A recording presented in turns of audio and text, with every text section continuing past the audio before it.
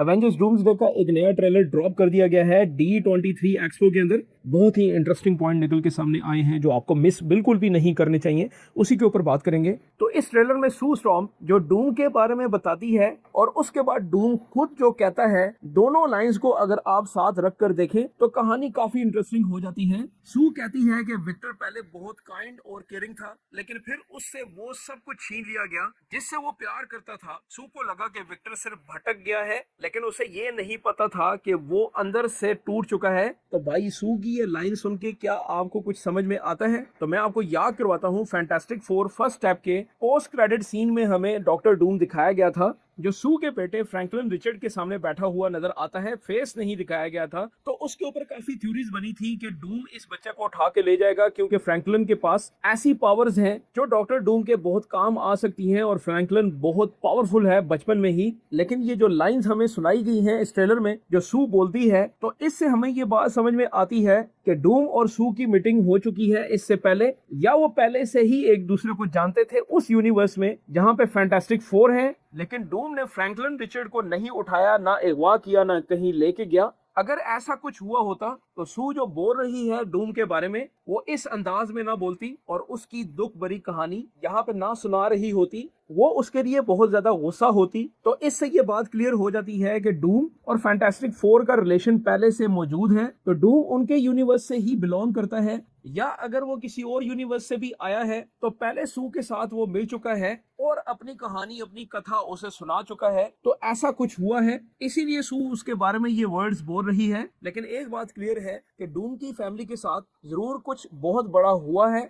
तो अब सवाल ये है कि क्या ये उसकी अपनी दुनिया की ट्रेजेडी थी, या फिर उसका कनेक्शन मल्टीवर्स और एवेंजर्स के पिछले डिसीजन से है। यानी एवेंजर्स की जो मूवीज की सीरीज हम देखते हुए आ रहे हैं और उसमें जो मल्टीवर्स के कांड हुए हैं, तो अब इस ट्रेलर में तो रीड ये बहुत गुस्से से कहता है कि विक्टर, क्या ये तुमने किया है? और फिर डूम का सबसे इंपॉर्टेंट डायलॉग आता है, all of you have lived stolen lives and now you must give them back. ये लाइन बहुत कुछ बता सकती है। हो सकता है डूम का प्लान सिर्फ सब यूनिवर्स को डिस्ट्रॉय करना ना हो सकता है उसकी नजर में ये लोग अपनी असली जिंदगी नहीं जी रहे और डूम उनकी स्टोलन लाइव्स वापस करना चाहता है। यानी डूम खुद को विलन नहीं समझ रहा, उसकी नजर में शायद वो जो कुछ कर रहा है वो ठीक है, लेकिन उसका तरीका पूरे मल्टीवर्स के लिए तबाही बन सकता है। और फिर ट्रेलर में थोर और डूम का फेस ऑफ होता है और डूम बड़े आराम से थोर का अटैक रोकता है। ना सिर्फ रोकता है बल्कि एक ही गो में अपनी वही ग्रीन मैजिक पावर के साथ थोर को दूर फेंकता है। और फिर डूम कहता है, hell answer to me, I am Doom. तो मार्वल यहाँ एक बात क्लियर कर रहा है कि ये नॉर्मल एवेंजर्स विलन नहीं है। लेकिन मेरे लिए सबसे इंटरेस्टिंग शॉट फिर भी सेंटिनल्स का है। एक्समैन की ये डेंजरस मशीन वापस नजर आती है और डूम उन्हें एक्टिवेट करता हुआ नजर आता है। अगर ये वही सेंटिनल टेक्नोलॉजी है जो हमने पहले X Men days of future past में देखी थी, तो सवाल ये है कि डूम ने इन्हें क्यों जगाया? तो इसका जवाब मैंने पिछले रिव्यू में भी दिया था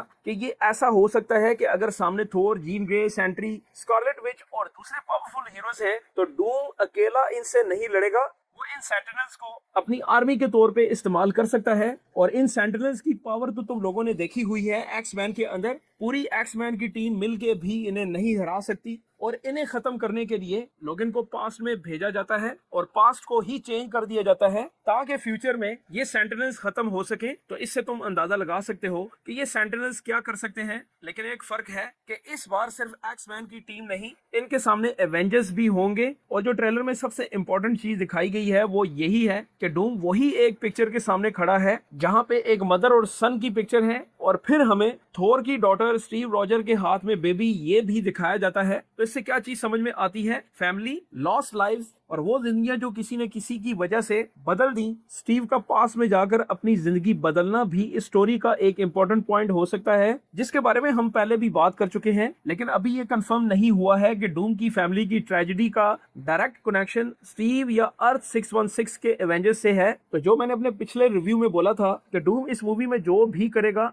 एवेंजर्स को साथ मिला के, फैंटास्टिक फोर को साथ मिला के, मल्टीवर्स कोलैप्स को रोकने के सोल्यूशन के बारे में या आने वाले बड़े थ्रेट को रोकने के हवाले हवाले से। और जब ये सब लोग डूम पे ट्रस्ट करेंगे तब डूम अपना असली प्लान एग्जीक्यूट करेगा। और अगर ये बात सच निकलती है कि डूम ने फैमिली अपनी खोई है, तो वो अपनी लॉस्ट हुई फैमिली, अपनी दुनिया या अपनी नजर में सही रियलिटी को वापस लाने की कोशिश करेगा। लेकिन उस प्लान के लिए अगर पूरा मल्टीवर्स तबाह करना पड़ा तो डूम शायद वो भी करे। और मेरे ख्याल में यही एवेंजर्स सीक्रेट वॉर की असली शुरुआत होगी। तो आप सबकी क्या थ्योरी है, नीचे कमेंट में अपनी राय का इजहार करें। वीडियो अच्छी लगे तो लाइक करें। मिलते हैं नेक्स्ट वीडियो में, तब तक के लिए इजाजत।